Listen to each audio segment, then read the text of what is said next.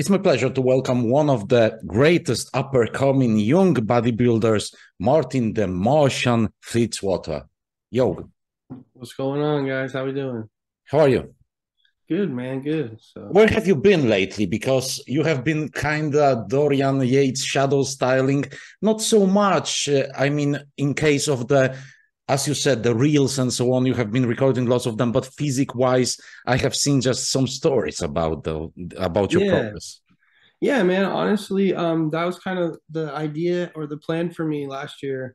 Going away from competition was kind of like go, take the time off necessary to really build a physique. Not that just can win a show, because I think I probably could have won a show last year or been really close Or and this been year. on the heels this year. But not just to do that, but to do well at the Olympia when I got there. So I really want to take the time off. This will be the longest off season I've ever taken. It'll come out to be like 16 months or something of actually growing, which is huge for me. We both know I'm really young. I'm only 26 right now. So it's really a matter of time, man. Like a lot of the best guys ever weren't even pro yet, you know. Branch won his pro card at 27 years old. So like he wasn't even pro yet. A lot of these guys, you know, Jay was getting his butt kicked. So for me, last year was a good way to put it in perspective for myself. Like, hey, you're still young, you still have lots of time. So go put in the necessary time, build a good physique that you think you can really battle with. And in doing that, I kind of found what worked for me on social media without having the pressure, if you will, of like always showing my physique and always showing training, but rather like be able to give information, still give bodybuilding quality information that I really love and enjoy to give. But I don't have to show my physique, so you guys don't know what's going on, which I think, in my opinion, builds a lot more excitement. I've been following the sport for a long time, just like I know you have, and like we didn't get to see these guys for months and months and months, and so when we did, it was like, oh my God, like we've never seen anything like this. Like I remember the first time I really got like following it closely, and Phil would never show himself. And then I got to see Phil at the Olympia, and then I got to see Phil like 4 weeks later at a guest posing where he was just full blown like crazy. And you never get to see pictures of that really of Phil or anything like that. So it was like mind blowing to me. I'm like, okay, like that's what I need to get to a point when it's like I can hide away, but when I walk out of the shadows, everybody's like, oh man, I want to know what secret he found or whatever he did when he was away and his time off and stuff. So yeah, man, I've just been training my butt off Texas style. I spend most of my training days over at Arlington, over there with Brian, and I do, I train legs and back over there, especially.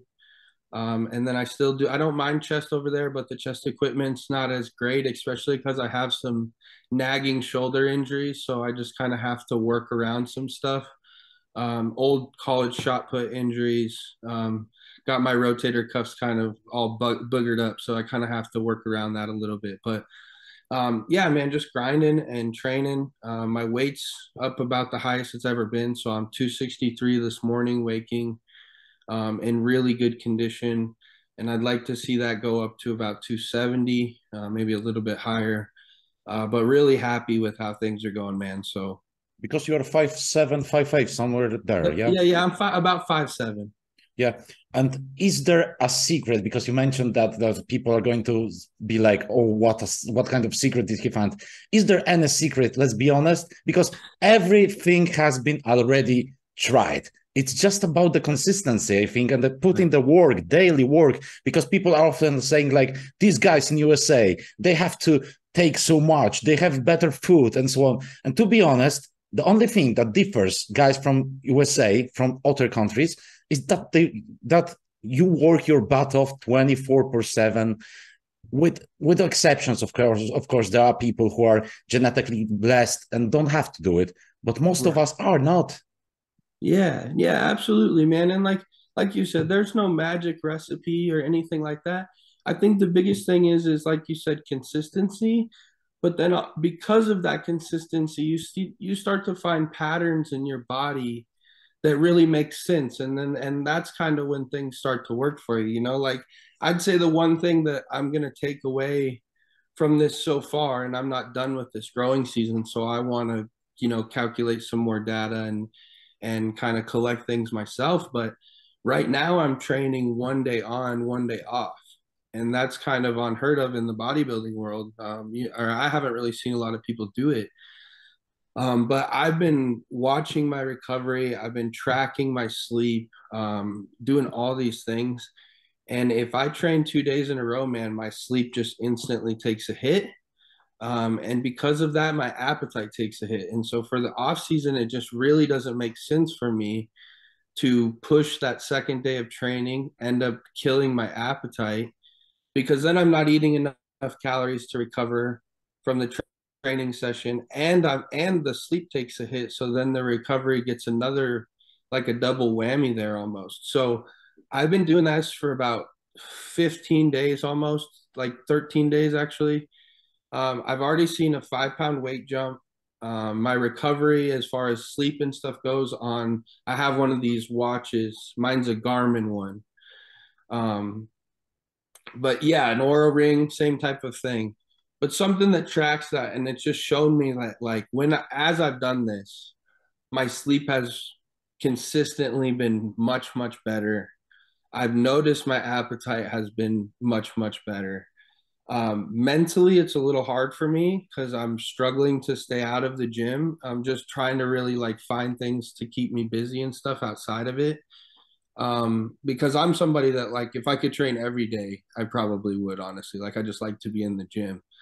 But yeah, man, I've seen a substantial amount of progress. Even strength has made some big jumps, just in the last few days, you know. So like I said, I want to collect some more data. Obviously, like, I don't think it's the magic recipe, but I do think that a lot goes to be said about what Dorian and what Mike Mentzer said about, you know, if you are intense and you're training very intensely, that is a major factor. Because if you don't have the intensity, you can train as much as you want. But if you're very intense, it's very, very hard to recover from it. So you have to take that into consideration. I know Dorian, a lot of his career, he did like 4 days a week. Yep. Yep. Which would be pretty similar to what I'm doing. And I think, I mean, I can see the similarities there. Like, would I say that I'm as intense as Dorian or as strong? No, but that's what I've mimicked most of my training after, to try to get to that point. So I can see now why I'm needing more and more rest, especially the bigger you get. I feel like something I've noticed mainly is my central nervous system has really, like, it takes a hit quickly. So if I train like 3 days in a row, like, even my strength just starts to like, so it's been an interesting one, this one. As you know, I've coached myself kind of on and off. Yeah, I heard that there was some branch kind of helped you training wise and had an eye on you, but mentoring or coaching, he was more of like a mentor than a strict coach, like a guy who tells you, you know, eat this much, train that hard.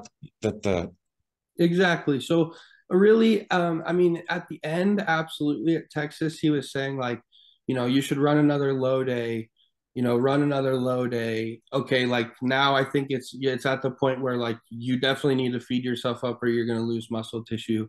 You know, is a give and take. And I learned so much from Branch. Honestly, I learned a lot about, like, how far I can push my body. Obviously, like, I've been in condition before, but I feel like that was definitely the peak condition that I've been in. Definitely.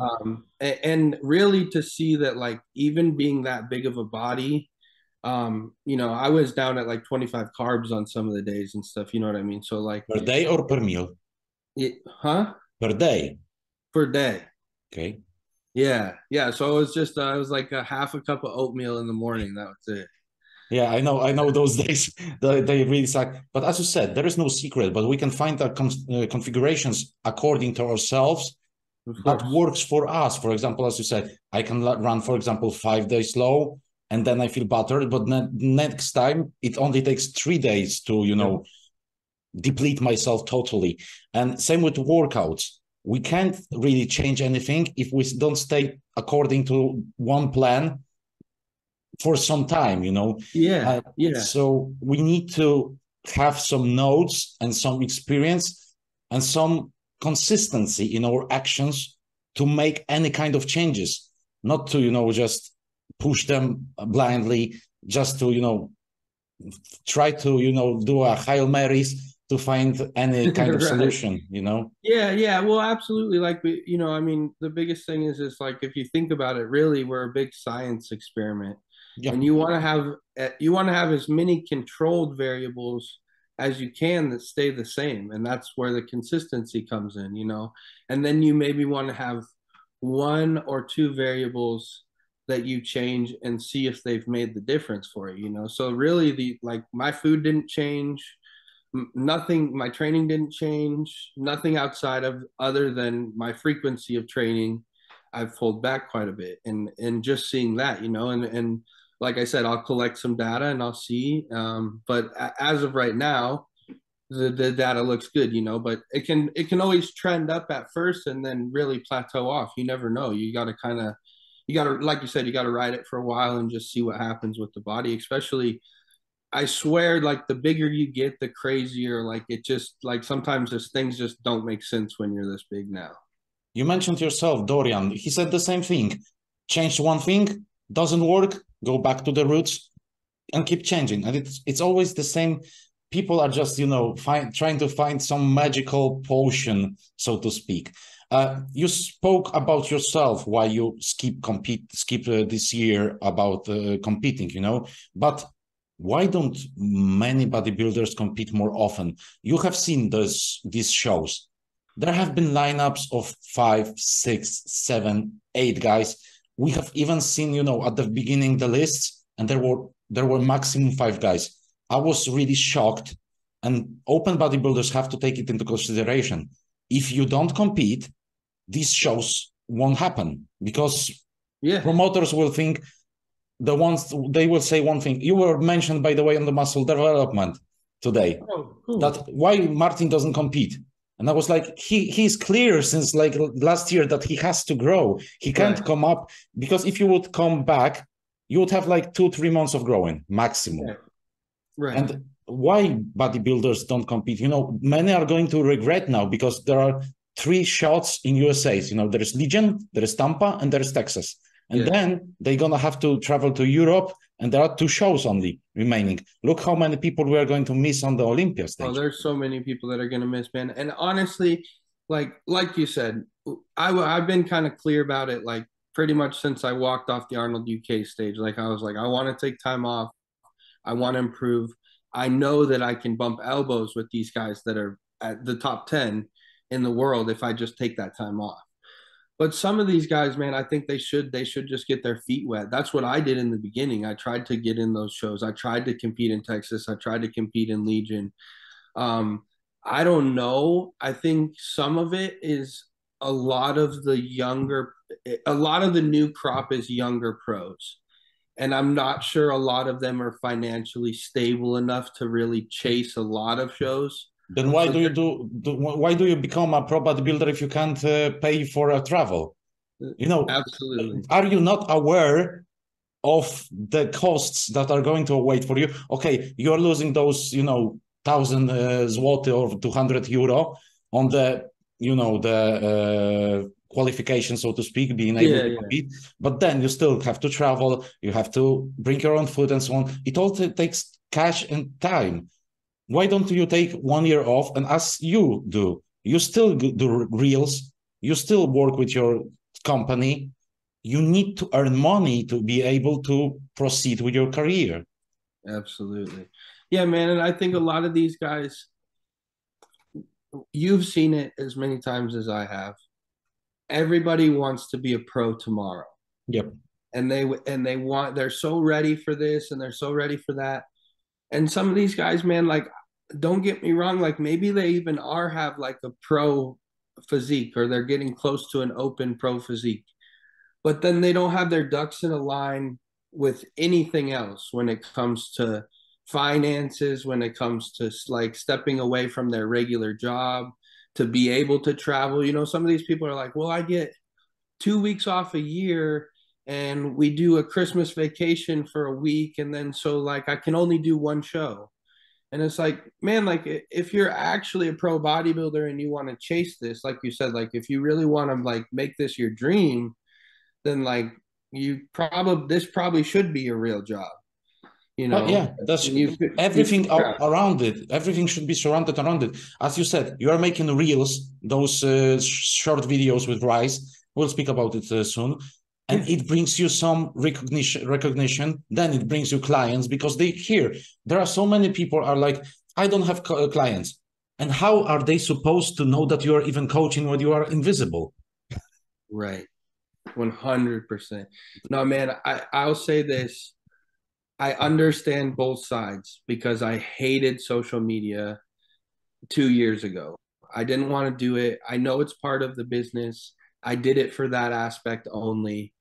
And I wasn't like wonderful at it. But I'll tell anyone this right now. If you're not doing it and even putting in a little bit of effort, you're missing out on so much money for yourself and to be able to help so many people like find happiness or reach their goals. Because a lot of these people, like they just want you to be part of the journey. Like, especially like us pros, you know, like they just want to like someone that they really look up to be part of the journey. And like, you know, like they're so appreciative and stuff. Like, it's really awesome to do what we do. It's not hard. Like, to get clients is really not hard. You just have to show your personality and show that you're knowledgeable. And like you said, like let people know that you're coaching, and the opportunities are there. You stood next to Andrew on stage. You have seen Hunter lately. You have seen probably Carlos Thomas Jr. Yeah. What a show is going to happen if they all come in shape? And who do you think comes as top? Because I see like every scenario and every is possible. Every each of them can win. Every each of them got their strengths, and it's hard. So perhaps let's not make it about, you know, placings. Let's make it about their strength. What are in your eyes? Let's start with Andrew. What was Andrew's strength against those two? Man, Andrew's structure, dude, like those two, especially his two front shots.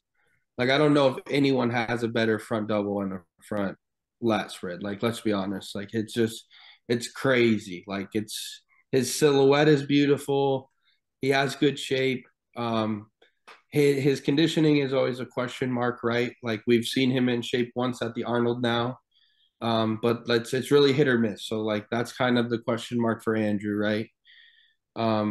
But I think as far as shape and structure goes, it's hard to say because I don't want to say that he has better than Carlos, because Carlos has crazy shape and structure too. You know, sorry to interrupt. Sorry to interrupt, but one thing that they all have in common, their backside as the back double bicep. One thing that besides Hunter, their backs. So let me just interrupt for a second, because they had all problems with their back. Hunter, we have seen, he has probably improved it, or maybe not really improved it, but hasn't lost this time that much muscle and added some. But we don't know how it is going to look on the stage yet. We know that he's fuller, he is peeled he is really diced. And as you said about Andrew, on the side poses, that might be a problem against Carlos. Yes.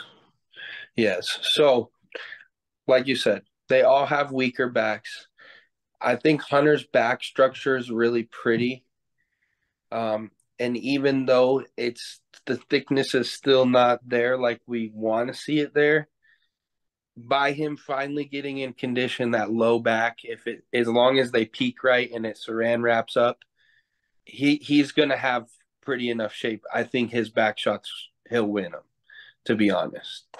Especially because the glutes and the hamstrings on him also really complete that shot, where Andrew's hamstrings are a little bit weaker. Yeah, he Car lacks glutes. Yeah, and Carlos, the legs would probably match up decent with Hunter's, but the back I don't see being as thick at all or dense as at all. Um, from everyone's standpoint, just seeing everybody, I don't know when's the most recent pictures we've seen of Andrew. It's been a little bit, right? Yeah, we haven't seen the recent ones. I think the last ones we have seen from the Bev's gym where he posed for for Steve. Okay. So that was at like 6 weeks out. Yeah, right? and we can't really judge the improvements because he just came to Psycho for the camp. So right, yeah, exactly that, and like even then, like I wouldn't even want to judge his conditioning too much because they make drastic improvements as soon as he gets together with Psycho and they get to doing their thing over there. I mean, what they did for the Arnold in that 6 week period of time or whatever was really incredible. So does it remind you a little bit of Sean Roden when he was working with Aceto and Chris? Because until the 6 weeks out, we were like, "Meh, that's not happening," and then suddenly we were like, "What the?" Absolutely. No, we definitely seen that with Sean a few times. I mean, he won the Olympia after the guest posing where everybody thought he was going to be the worst bodybuilder on the planet. So, but yeah, man, they have a cool system, man. And Andrew's he's really kind of one that it's a crapshoot. I don't know how much he improved. I feel like he competed a lot in this period of time, so he still didn't get to take as much time off as like Hunter did, by doing that Arnold. So that we'll see if that hurt him or helped him. Could have been beneficial, could have been hurtful. In my opinion, just from where everyone stands, I think Hunter will walk away with it. But the question remains: does Hunter even risks going to Texas if he wins Tampa? What's the point? To be honest, everyone is saying like we would want to see. It's not about what you guys want to see. It's about what's beneficial for Hunter. If Hunter wins, he should keep his being as a, if I'd be Hunter's friend, I'd be like, cut this Texas thing out. If you lose, you will be sad, you will be mad. People are going to speak about that you are not going to beat Andrew and so on. So if he would be my friend, I would tell him honestly, cut it. You have won. You don't have to prove anything. You can do a peak week even in your, in your own gym. Right. Yeah, that one's tough for me, man, because I also know where Hunter's mindset is, and he wants to be the best in the world, man. So for him, he knows like I have to beat Andrew at the Olympia. I might as well beat him now. And one more notch in the belt, or one more like proving for Hunter that he can beat those guys, I think is what he mentally needed because last year was really hard on him. That taking those losses is why the reason we're seeing the best Hunter we've ever seen is because he took it on the chin last year. Do you think that sometimes a sportsman has to get really beaten down because you have went through not something similar, because you haven't been, like you said, you haven't been slayed, you haven't lost your position, you have been just mad on yourself that you haven't won because you are just an ambitious person. Right. And Hunter, as you said, I was so upset when people were already like, Hunter is done and so on. And suddenly I have checked those people. I'm a troll. I'm an internet troll. I have checked the comments, and the same assholes who said, now they are like, now they are deep into his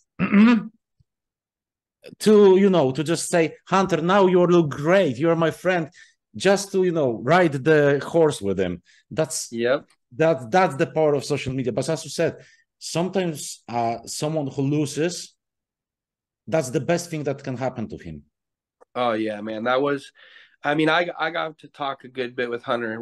We're decently good friends, man. I've known Hunter since 2017.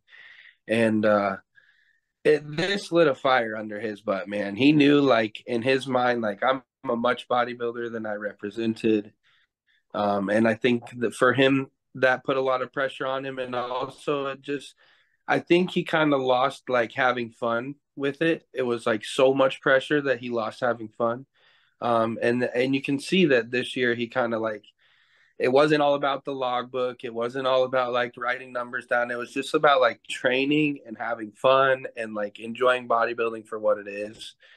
And I think that that's honestly, like for me, that's why I love doing the reels and not having to post the training and stuff, because like it does make it feel so much more like it used to. Like it was just like this, it's a getaway from everything else, you know. Like before I went pro and stuff, like I was in pharmacy school, and then I quit pharmacy school and I worked construction until I won my pro card. Pharmacy school And so, because of so before the like to think bodybuilding. about So that, pharmacy school before the yeah, bodybuilding fits yeah, best. and right, yeah, it went all together perfectly. But yeah, you know, it's like, I mean, I think about it now and I'm like, man, like, well, I could be working construction and stuff. Like we live the coolest life ever, you know what I mean? Like what we get to do is crazy. So You know, and we, thanks to those reels, we got to see the real happy Martin, not the guy who was, because I've got to be, I have to be honest with you, you know, we speak as honest guys. yeah, You were seen by some people as a sore guy, as a mad guy, as yeah, a typical meathead.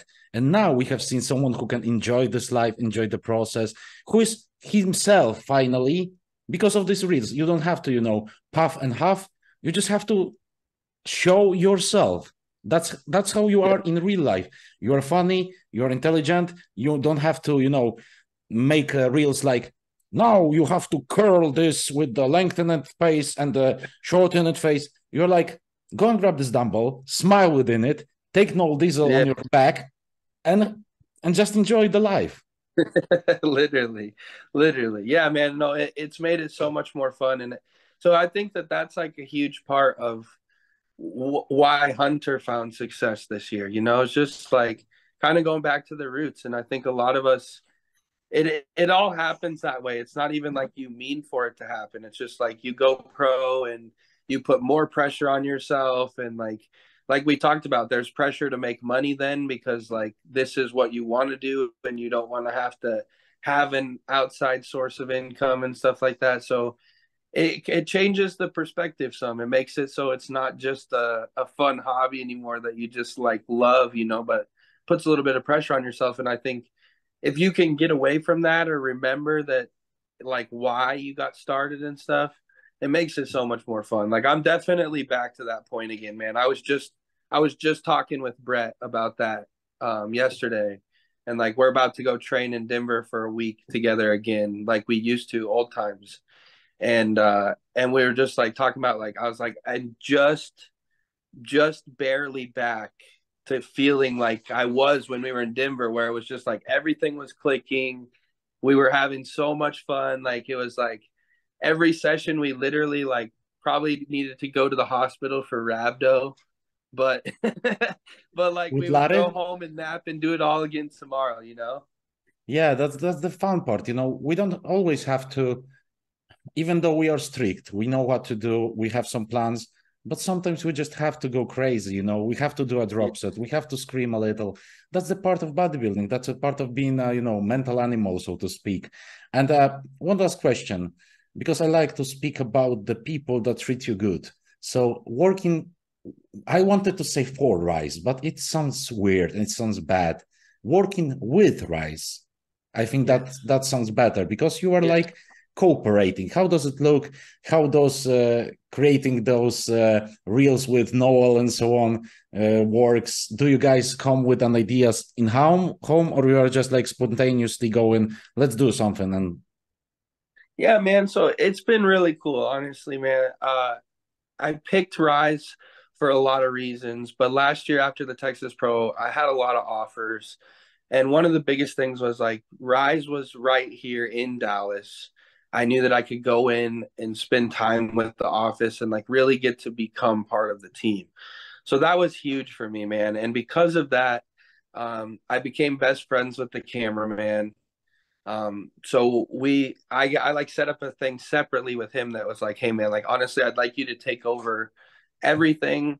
and like really make my social media something that I think can be special, because I feel like I have an ability like Noel to really like be able to reach out and give knowledge and stuff in the same way. So we sat down, we kind of got a game plan, and these kids, they're younger kids and they're social media geniuses. You know, they know the algorithms and all that stuff. And I'm kind of like I like swear I'm like from the 90s, like just should have left me back then. So I'm just like, whatever, like you guys take over, you do it. I'll come up with the ideas, I'll give the knowledge, but you guys make it the new age media style. And we went to the CEO and he was like, I love it. Like nothing more. I don't care if they're about RYSE. I don't care if you're promoting the company. Let's just grow you as an individual. Let's show everybody your personality, because I know that if you grow, we grow. And so like having that backing has been so cool, man. And like now I go into the office at least once a week. I go in, I have a group chat with me and the two camera guys, and we literally just send ideas all week back and forth. Like, oh, this is a good idea, or oh, someone asked me this question, or I got this comment on TikTok we should go back and talk about, or whatever. And then when I come in, it's just efficient. It's just like bam, bam, bam. We have the ideas. We sit down, we shoot the videos. Obviously, they're the geniuses with doing the pop-ups and the pictures and all that fun stuff. But then just going into, then they save everything for me. So when I come in that day, I get to try all the samples. I get to try the new energy drinks. I get to help decide like, okay, do we want to do this or do we want to try this? Do we like version 1 or do we like version 2? So it's really cool, man. Like I've got to learn so Being much. apart, not only not just taking apart, you know? Yeah, exactly. Like, and I've got to learn like so much like business side of just like shaking hands with like GNC and Vitamin Shop and like seeing the potential there. For me, I thought one of the coolest things about being with this company was that they're in Walmart and they're in like big grocery stores and things like that. Yeah, because of the energy drinks. Yeah, and so we're in all the gas stations. Yeah. Pretty much throughout the United States. We're in Walmart, and our supplements are in Walmart as well. And so it's not just about selling for us, but it's for the fact that it's in the like regular people's eyes. So, you know, for me, like I see the potential of like, hey, someday maybe we have a protein a pillar up in Walmart, and I'm the guy on it that every person gets to see, not just bodybuilders, but moms, dads, kids, everyone. You know, like when we were kids and you saw Muscular Development magazine. Exactly. Or the animal packs and those, those little figures, so to speak, those little figures. And you were wondering, like, who is that? And I'd like to look like him. And, you know, one more thing about RYSE, they can't put shit into their products if they are in Walmart, because the quality has to be really high. Otherwise, you guys would be. Yep. No, absolutely, man. It's pretty crazy, honestly. Like the quality of the products are incredible. I've got to go to the facility where they manufacture everything. Like it's so top of the line, and you see it like there's so much money coming in from the energy drinks. Yeah. That they don't have to spare any money when it comes to supplements or like trying to cut corners. It's like the revenue is there to be able to put it back into the product and give the people such a product that it's just like amazing. Like we just came out with blueberry muffin protein, and like I've seen people do it and people have done some good ones, but like this one is just, it's insane, man. And like the flavor profile. I have seen some and it was shit. Yeah. Not yours, but I have tried some and it was just strict shit. You know, there were some kind of tastes that I liked to see, you know, like to try. And once I tried them, like I'm like, oh no, you missed it. Like banana with the banana with the peanut butter is the worst one. It's always so chemical. You are always like, Yeah, it tastes like just chemicals, Like straight junk, chemicals. like junk, seriously. Yeah. Do you coach people? I do, man. I do a little bit of coaching. I'm actually working on setting up a back end to have a site and be able to take on a couple more people. So by the middle of this month, I'll probably be able to take on about 15 more people coming up. How can people contact you now if they want to? Yeah, the best way is just IG. You can DM me, or in my bio, I also have a coaching page that they can message as well. So one last question, and I'll let you go. Yeah. When are we going to see Martin back on stage? Are there any plans, Arnold? Any high plans? Yeah, so actually a couple plans, man. Obviously Arnold, Ohio, that is the main focus. I think as long as I can get the invite, you know, I want to see where I line up against the big dogs right off the bat. I took this time off because I wanted to make sure that I could fight and put up a good fight with them. And what better way than to throw myself in the ring right away? Yeah.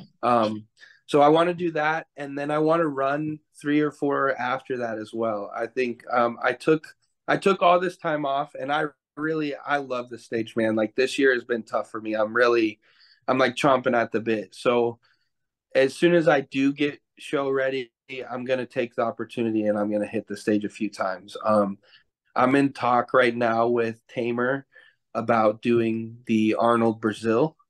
Which is, I think it'll be about 2 or 3 weeks after the Ohio. So And I Arnold can UK is close as well. Yeah, it's 2 weeks after for sure. So I'm just honestly kind of waiting for how everything lines up. If I could maybe do all 3, maybe I would try to do all 3, honestly, because, you know, for one, I love traveling. I don't mind flying to a show or anything like that. I think a lot of guys are scared to do that. I love to do it. Like, let's do it. Let's go make fans in other countries and expand my brand and everything like that. So Brazil is something that's on my mind. UK would be another thing on my mind. And then the New York Pro is not too far away in there too. So all of those are options. We just kind of, like I said, who gets the trigger pulled on them will kind of come down to what invites I get and how the body holds up for how long I can kind of compete in that time period. But I do want to come out of the gate swinging and kind of hit those first shows really running this next year. So especially that the Brazil fans are really crazy. They're insane nowadays. They are such a great community. I wish to travel once to Brazil just to see them, to train there. It has to be so much fun. Thank you, Martin, for taking your time. In the description down, you can find Martin's Instagram, and there you can contact him. And I wish you, to be honest, all I wish you is to stay as you are, because that's the best version of yourself. And I enjoy really watching it, and stay healthy, because that's important. And the rest, you have everything in your hands. yeah.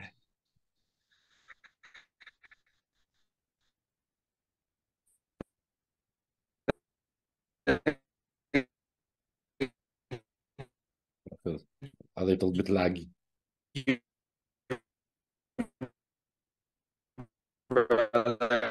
Appreciate you very much, man. Thank you for having me. Oh, shoot. It's freezing again, isn't it? Yeah, it froze you. Could you repeat, please? Yeah, it froze on me too. So, but I was just saying thank you, man, for having me on. I really appreciate it. And if you know, any other time you want to get me on or something, just let me know, man. I'm happy to do Yeah, it. of course. In a little time, we'll speak again, because I want to see a progress finally. I want to see some pictures, post something, just to make people a little bit shocked, like some leg shots or something like this, you know. Absolutely, brother. Absolutely. I'd be happy to do so. Have a good day. All right, you too, brother. Thank you so much. Thank you.